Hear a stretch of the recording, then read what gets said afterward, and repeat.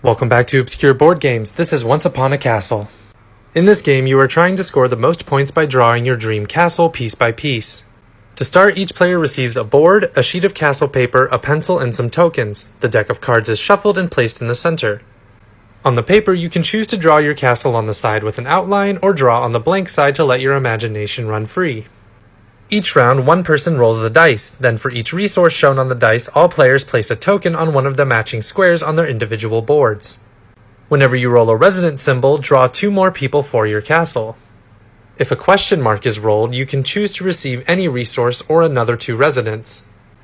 After rolling, each player can decide to remove tokens from their personal board to draw the corresponding part of their castle.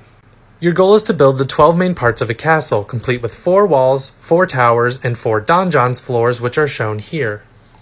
The board gives you castle pieces by covering entire rows or columns. Say you have the tokens covering these 3 resources. You can decide to remove them and draw 2 walls and an extra person. Or maybe you want to remove these 2 tokens to draw a tower worth 2 points.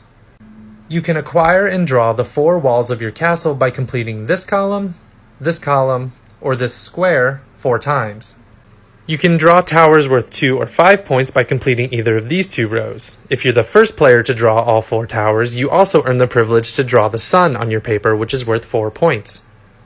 The donjons floors can only be drawn by completing this row 4 times, but each time you draw a floor, you get a free card worth extra points.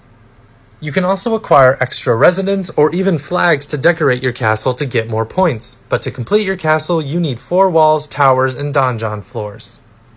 The game ends when one player has drawn the last of the 12 main parts of their castle. If you do this first, you claim the right to draw the cloud, worth an extra 4 points. Players count up their scores on the banner above their drawings, and the player with the most points wins. After playing a few times, you can use the Great Architect boards, which grant you special powers and scoring effects, adding an extra strategy to the game.